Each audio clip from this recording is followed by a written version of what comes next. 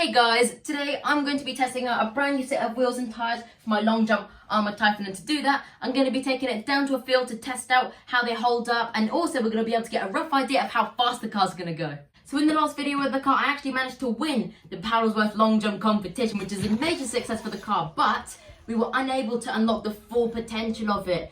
So it was very, very difficult to get it past even 60 miles an hour. And the car's easily got another 20 or maybe even 30 miles an hour more in it. And the reason being behind that was the wheels and tyres that we were running on it. So as you may know, I've been running these Proline Buggy Badland wheels and tyres here, and I've strapped them with some 100-pound fishing line to stop them from ballooning and exploding with all the power we've got. But these tyres actually aren't that ideal for the conditions that we're running in, because they're very, very, very hard, which means that it kind of bounces around a lot. There's not much sidewall there, as you can see. And also, I think mainly there's not much traction at all, because as you can see, where I've done the fishing line, it's actually almost level with the tread on the tyre. So I'm pretty much effectively just driving on the plastic of the fishing line. So I've got no traction whatsoever. So to resolve that issue, I've gone ahead and bought myself some Arrma Mojave wheels and tyres. So as you can see, guys, the Mojave tyres have a much better tread pattern. They're nice and squishy, so we're going to have loads more traction. And the main reason why I chose these tyres is because of the sidewall on the tyre. As you can see here, we've got a much bigger sidewall on the Mojave tyres than on these tiny little buggy tyres. And the advantage of having a much bigger sidewall is that it's going to really, really help absorb the bumps when we're going off-road. So what that means is when we're giving this a speed pass up to the long jump ramp, when we're feeding in the power, this thing's going to be planted to the ground. So as you may know, the Mojave is a desert racer truck. It's designed to go off-road at crazy high speed. So these wheels are going to be absolutely perfect for the car, because as you know, the run up to the long jump is on grass. So we need to be able to go on grass at high speed, which has proven to be very difficult with the small buggy tyres. Another advantage with the Mojave wheels is that, as you can see, they're a lot bigger than the buggy wheels, which gives the car up quite a lot. So what that means is that on paper that we should be able to get over 100 miles an hour on grass with this car, and I genuinely think it's possible. It's got so much power. I know Kevin Talbot is trying to get 100 miles an hour on grass as well with that massive long skateboard or snowboard car, whatever it is, and I reckon we might be able to have him with this. But we shall see. That is all going to be to come. In this video, we're just going to be focusing on making sure that the car works and that we can actually get it up to a high speed off-road without the wheels exploding.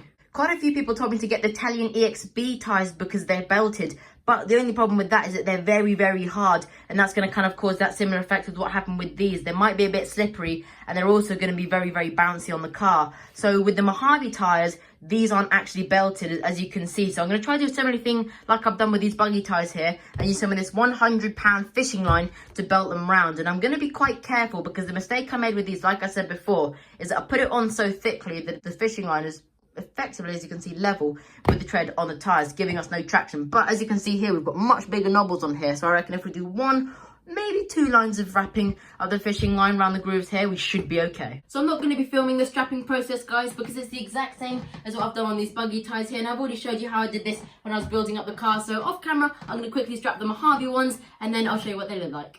So here we go, guys. It's the next day, and as you can see, I've got all the Mojave tyres banded up with the fishing line. As you can see, I've decided to go around the two centre grooves with the fishing line of the tyre. I decided not to do the two outer ones because, as you can see, they're quite shallow knobbles, and then I thought I'd end up with the same problem as I did with the buggy tyres. So hopefully this should hold up. So we've got 4 3S LiPos, 12S all charged up for the car, and we've also got a GPS charged up. So next, we're going to be taking the car out for a speed run. So using the Mojave tyres will gear the car up to make it go faster, but they'll also put a lot more load on the electronics. So provided that we can feed the power in gradually without overloading the system, we're going to get some crazy speeds out of this car, guys. We've got so much power in it. Like I said at the beginning, we've easily got over 100 miles an hour on grass in it. But in this video, we're not going to be able to do that. The field that I'm going to today is not really long enough, so I still have to sort out a location where I'm going to be able to do that speed pass. But in this video, I just want to really focus on making sure that these tyres work. So without further ado, let's begin. So here we go, guys. We're at the field here. We've got all the way from that corner there, all the way over to that corner. We've got the car here. We've got the GPS reading. There we go. So what we're going to do is now we're going to go track, start. Right, here we go, guys. We need to make sure that we build the throttle in nice and steadily. We can't overload the system. Here we go, guys. First pass.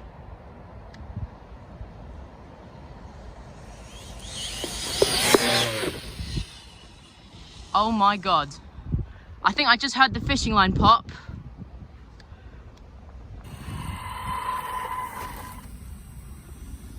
Yeah, all gone, guys. Fishing line. Oh, I think it's just this tyre it's come off of. It's still on. Oh, I think we've lost the band there. Jesus, that was going fast, guys. It was about half throttle. Oh my God, 62 miles an hour and we're only at half throttle. Oh my God. Okay, we're gonna give this another run. Right, track, start.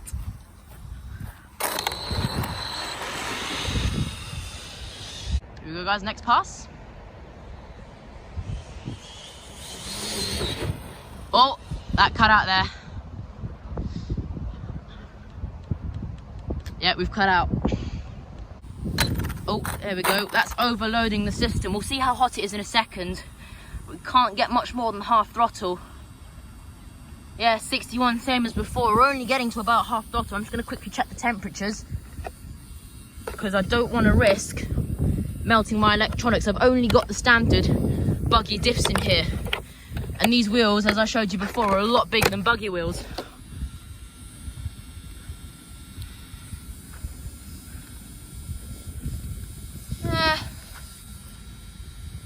They're a tiny bit warm, but I think they're all right. Right, just give it another pass, guys. Track, start, here we go. Here we go, third pass.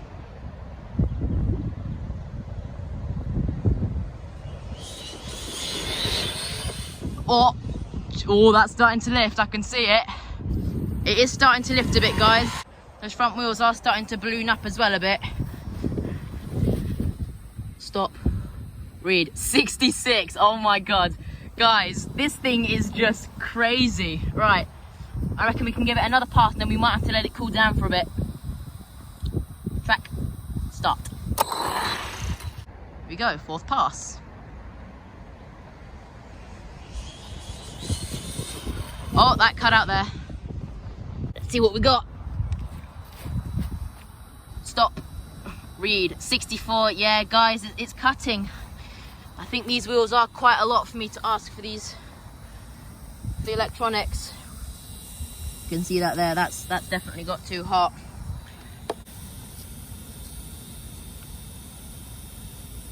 Yeah, motor's warm. Ow. Jesus, yeah. ESC is very warm. Yeah, we're definitely... Oh, look, that fan's not working. That's probably why. Right, we're definitely going to have to do something about the fans, guys. Here we go, guys. We've had 15 minutes to let the car cool down, so we're going to go for another pass. We're going to go track. Start. Here we go.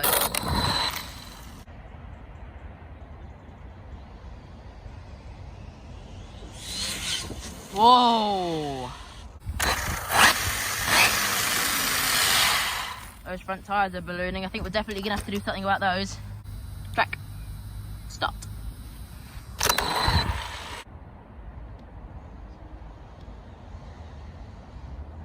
That cut.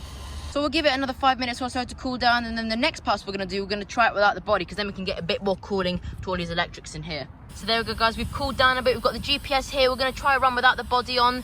So, track. Start. I'm hoping this is going to help get a bit of cooling in there, guys. But we're no doubtly going to have to put some fans in there. It's way too hot. Here we go.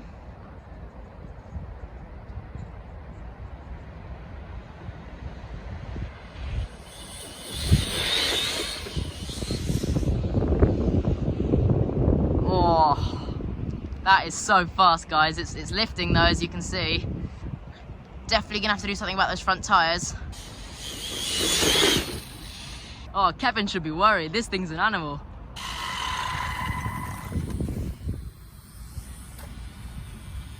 Stop. Read 67. It's a new PB so far. Track. Start.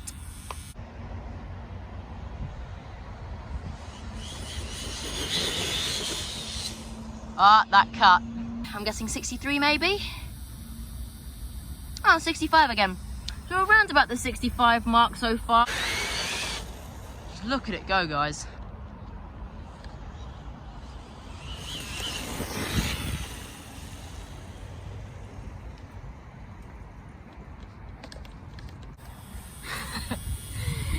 Yeah, both green lights going. This thing is definitely too hot, guys.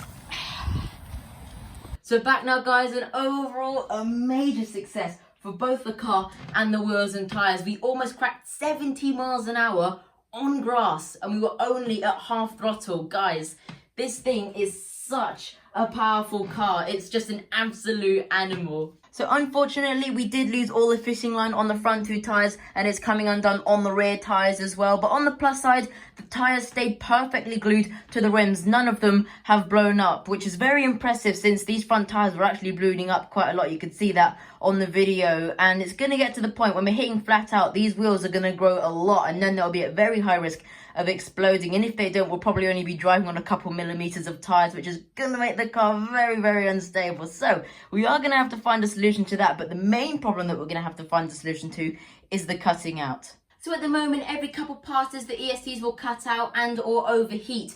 And really the problem behind that is that I think that they're struggling a bit. Having the much bigger Mojave wheels is asking quite a lot of them. Already having the motors mounted in direct drive is quite a lot for the ESC. So putting the much bigger Mojave wheels in there when we've still got the stock Typhon diffs, which are only designed to drive little tiny buggy wheels, is starting to push the boundaries of them a bit. So I think the clear answer to that is some better fans, some better cooling systems. At the moment, I've actually only got one working, so I think we've got a few problems there.